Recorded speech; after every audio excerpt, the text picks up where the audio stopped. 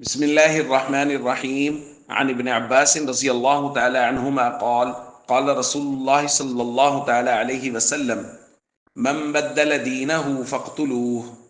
رواہ البخاری۔ نبی کریم صلی اللہ علیہ وسلم نے ارشاد فرمایا، جو شخص اپنا دین بدل لے اسے قتل کر دو۔ دوستو، وہ وجوہات جن کی بنا پہ کسی کو قتل کیا جا سکتا ہے ان میں سے ایک ہے دین کا بدل دینا۔ جیسا کہ ہم نے ایک روایت میں پڑھا تھا،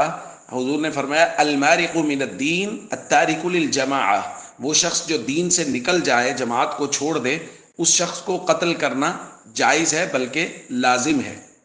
اور یاد رکھیے، یہاں بھی وہی تفصیل ہے جو ہم پہلے پڑھ چکے ہیں کہ ہر بندے کی یہ اتھارٹی نہیں ہے کہ وہ کسی بھی آدمی کو اس کے بارے میں یہ فیصلہ کرے کہ جی اس کو قتل کر دو کیونکہ اس نے اپنا دین بدل لیا ہے، بلکہ یہ حکومت وقت ہی کی ذمہ داری ہے کہ حکومت اسلامیہ اس کے بارے میں معلوم کرے گی کیا واقعتاً اس کے بارے میں یہ جو بات معروف ہوئی ہے کہ اس نے اپنا دین بدل لیا ہے وہ درست ہے۔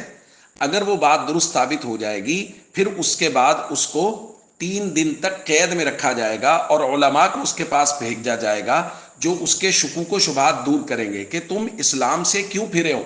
دین کیوں چھوڑا ہے۔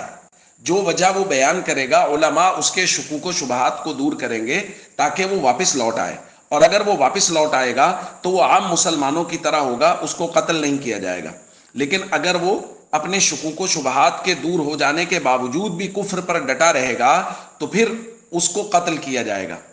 یاد رکھیے، شریعت اسلام میں جو بنیادی ضابطہ ہے وہ یہ ہے کہ کسی کو اسلام میں داخل کرنے پر مجبور نہیں کیا جاتا۔ قرآن کہتا ہے لا اکراہ فی الدین، دین میں داخل ہونے کے لیے کوئی زبردستی نہیں ہے۔ لہذا کسی شخص کو جب ایمان میں، دین میں، اسلام میں داخل کیا جاتا ہے تو یہ ترتیب ہے کہ اس کو باقاعدہ کہا جاتا ہے تم پورے شرح صدر کے ساتھ، اپنے دل کے یقین کے ساتھ ایمان کو قبول کر رہے ہو یا کوئی زبردستی ہے۔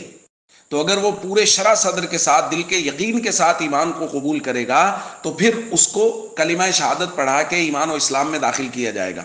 اب اگر یہ دین میں آ گیا ہے تو اب یہ پابند ہے، اب یہ اس دین کو چھوڑ نہیں سکتا، اب اس کے لیے وہ تمام تر شرائط ضروری ہیں جو دین اسلام کے اندر ہیں۔ لہذا اگر کوئی اس کے بعد دین سے چلا جائے گا تو حکومت وقت کی ذمہ داری ہے کہ وہ اس کے شکوک و شبہات دور کرنے کا انتظام کرے، اور اگر نہ ہو اور وہ اپنے شکوک و شبہات کے دور ہونے کے باوجود بھی اپنے کفر پر ڈٹا رہے تو پھر اس کو قتل کرنے کا حکم ہے، اور یہ حکم بھی صرف اور صرف حکومت اسلامیہ کو ہے۔ السلام علیکم ورحمۃ اللہ وبرکاتہ۔